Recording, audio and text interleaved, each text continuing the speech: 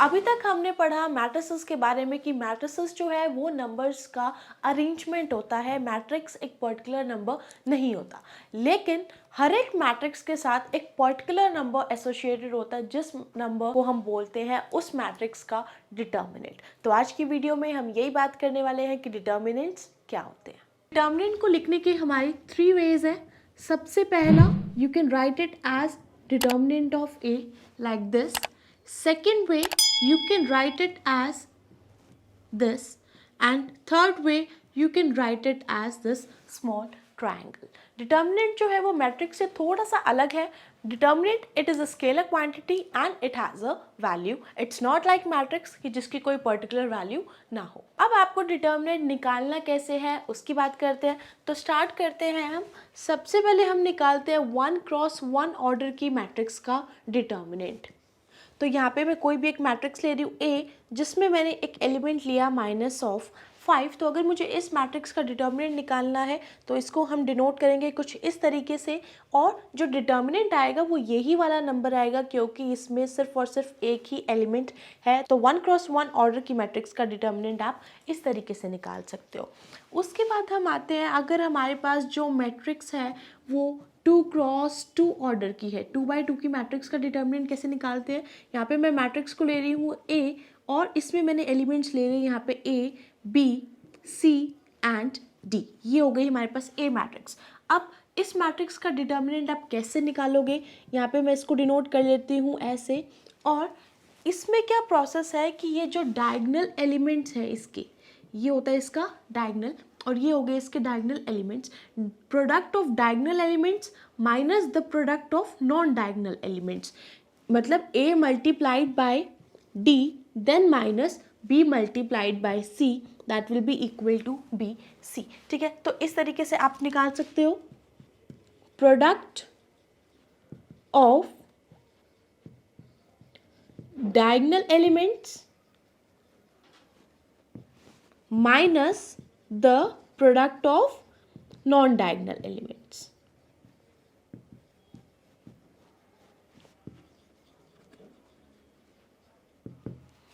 ये हो गया 2 क्रॉस 2 का.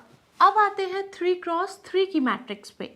अगर आपके पास जो मैट्रिक्स है उसका ऑर्डर 3x3 हो, तो यहाँ पे मैं मैट्रिक्स को डिनोट कर रही हूँ ए से. यहाँ पे एलिमेंट आ गया उसका A11, A12, A13, 21, 2, 2, 2, 3, then 3, 1, then 3, 2 and then 3, 3. ये हो गई हमारे पास एक 3 क्रॉस 3 की मैट्रिक्स. तो इसमें देखो हमारे पास 3 रोज हैं एंड 3 कॉलम्स हैं. आप इस मैट्रिक्स को किसी भी रो किसी भी कॉलम से एक्सपैंड कर सकते हो, लेकिन एक्सपैंड करते टाइम हमें जो सबसे इंपॉर्टेंट चीज़ माइंड में रखनी है दैट इज़ साइन. कि एक्सपैंड करते टाइम आप कौन से साइन लोगे, प्लस लोगे या माइनस लोगे, कौन से एलिमेंट में प्लस आएगा, कौन से एलिमेंट में माइनस आएगा. तो उसका प्रोसेस हमारे पास कुछ इस तरीके से होता है. फर्स्ट एलिमेंट जो आता है वो प्लस का आता है, then minus, then plus, then minus, plus and minus, then plus, minus and plus. तो 3 क्रॉस 3 की ऑर्डर की मैट्रिक्स के लिए हमारे पास जो साइन होते हैं वो हम कुछ इस तरीके से लेते हैं. स्टार्ट करते हैं इसको फर्स्ट रो से एक्सपैंड करना. फर्स्ट एलिमेंट इज A11, तो यहाँ पे ये साइन आएगा इसका प्लस का A11, और इस कॉलम को और इस रो को डिलीट करने के बाद ये जो डिटर्मिनेंट बच गया है इसको यहाँ पे लिखना है A22, A23, A32 and A33. ये हो गया हमारे पास फर्स्ट एलिमेंट. सेकेंड एलिमेंट जो है वो होना चाहिए माइनस का, तो माइनस का A12, और इस रो को और इस कॉलम को डिलीट कर दो A21 एंड A31, और A23 एंड A33 यहाँ पे बच गया. उसके बाद प्लस A13, इस कॉलम को और इस रो को डिलीट करने के बाद A21 and A22, A31 and A32. तो ये हो गया हमारे पास इसकी एक्सपेंशन. उसके बाद इसको सॉल्व कैसे करना है, A11 को रखो यहाँ पे एज इट इज, इस डिटर्मिनेंट को सॉल्व करने का प्रोसेस वही जैसे हम 2/2 की ऑर्डर को सॉल्व करते थे, डायगोनल एलिमेंट्स का product minus non diagonal elements का प्रोडक्ट।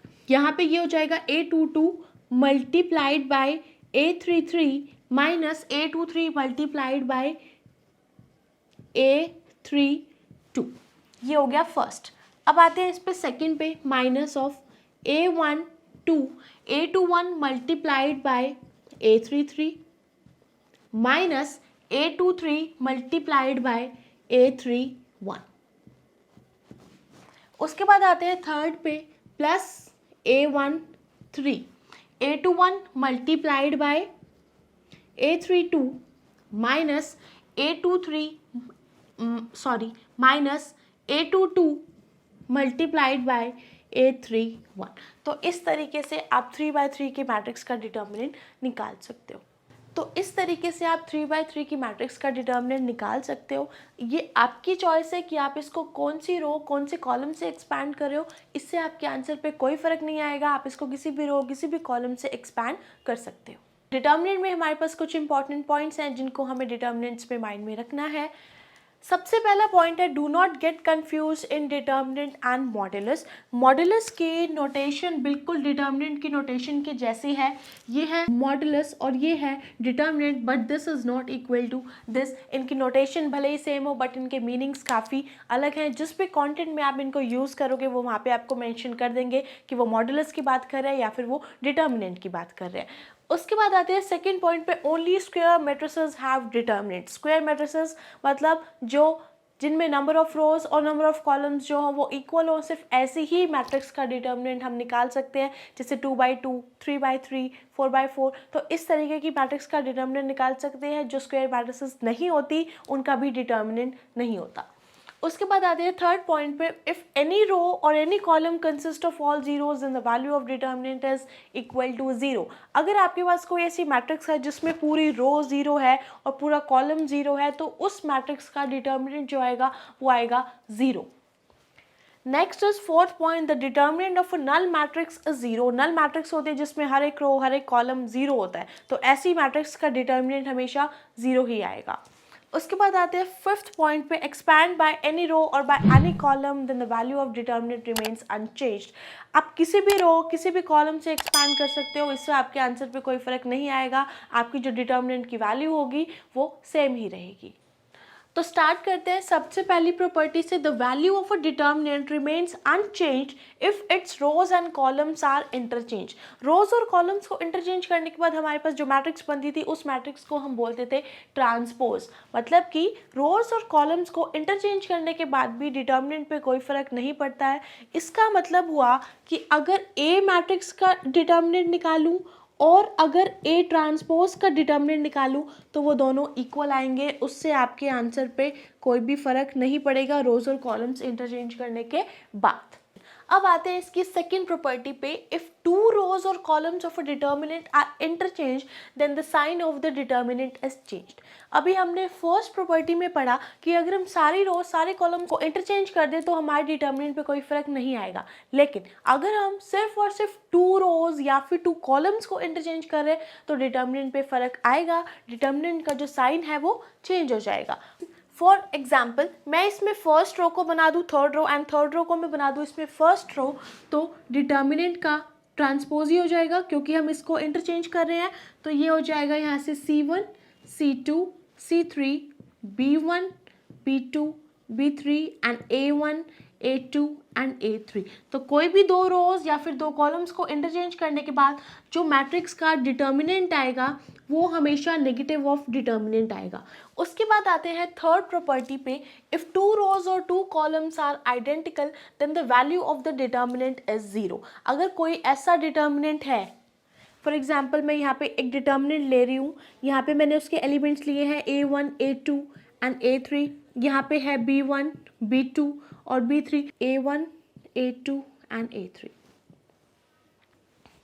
अगर मैंने यहाँ पे एक डिटर्मिनेंट लिया जिसमें एलिमेंट्स हैं A1 A2 A3, then B1 B2 B3 and then again A1 A2 A3, इसमें जो इसकी फर्स्ट रो है और जो इसकी थर्ड रो है ये दोनों रोज सेम है, तो अगर ऐसा कोई भी डिटर्मिनेंट है जिसमें कोई भी दो रोज या फिर कोई दो कॉलम सेम हो तो उस डिटर्मिनेंट की वैल्यू हो जाएगी हमारे पास 0।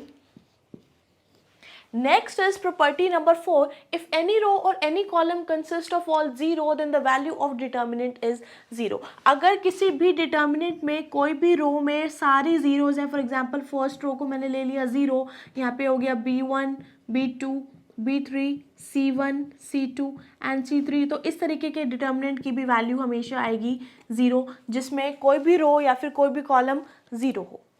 उसके बाद आते हैं फिफ्थ प्रॉपर्टी पे, इफ एनी रो और any column gets multiplied by any constant then the value of determinant gets multiplied by that constant. For example यहाँ पे मैं कोई भी एक डिटर्मिनेंट ले रही हूँ, वही A1 A2 A3 B1 B2 B3 C1 C2 and C3, और अगर मैं किसी भी रो को या फिर किसी भी कॉलम को किसी नंबर से मल्टीप्लाई कर रही हूँ, फॉर एग्जांपल यहाँ पे मैंने इस फर्स्ट रो को मल्टीप्लाई कर दिया K से, ये बन गया KA1 KA2 KA3, और यहाँ पे सेम रह जाएगा B1 B2 B3 C1 C2 and C3। तो अगर हम किसी भी रो को मल्टीप्लाई करते हैं किसी भी नंबर से तो जो डिटर्मिनेंट की वैल्यू होगी वो भी K से मल्टीप्लाई हो जाएगी।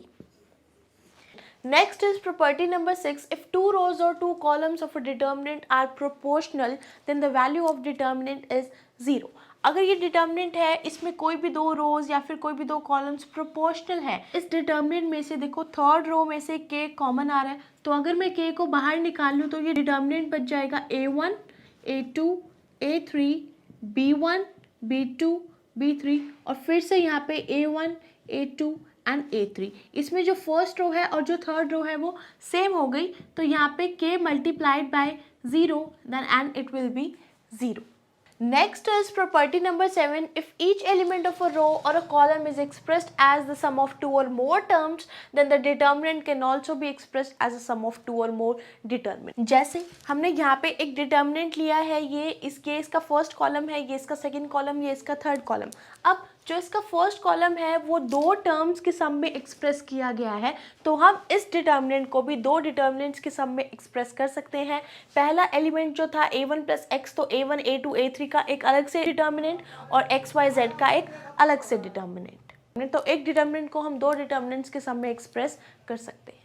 Next is property number 8. The value of the determinant of a skew symmetric matrix of odd order is always 0. Skew symmetric matrix का determinant odd order का हमेशा ही 0 आएगा। उसके बाद है property number 9. If A and B are the square matrices of same order. अगर A और B कोई दो मैट्रिसेस हैं, स्क्वायर मैट्रिसेस जिसका ऑर्डर सेम है, तो ए बी के प्रोडक्ट का जो डिटर्मिनेंट होगा वो इनके अलग अलग डिटर्मिनेंट के प्रोडक्ट के इक्वल आएगा। Determinant of A B is equal to determinant of A multiplied by determinant of B.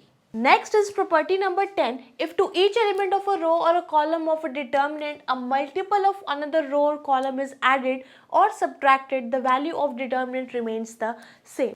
Next is property number 10. If to each element of a row or a column of a determinant a multiple of another row or column is added or subtracted, the value of determinant remains the same. ये एक determinant है। अगर मैं इसमें किसी भी रो को या फिर किसी भी कॉलम को किसी नंबर से मल्टीप्लाई कर दूं, फॉर एग्जांपल मैंने यहाँ पे ये थर्ड रो को मल्टीप्लाई कर दिया है K से, तो ये हो जाएगा KC1 KC2 एंड KC3। और इसके बाद अगर मैं इसको किसी भी दूसरी रो या कॉलम में ऐड या फिर सब्ट्रैक्ट करूं, जैसे मैंने यहाँ पे कर दिया A1 plus KC1 A2 plus में KC2 A3 प्लस KC3, और बाकी की रोज यहाँ पे रह जाएगी as it is B1 B2 B3 और यहाँ पे C1 C2 and C3।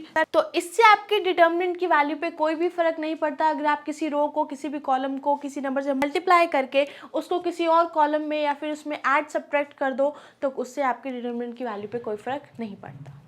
I hope you guys like the video, and video अच्छी लगे तो वीडियो को लाइक एंड चैनल को सब्सक्राइब जरूर करें। Thank you for watching.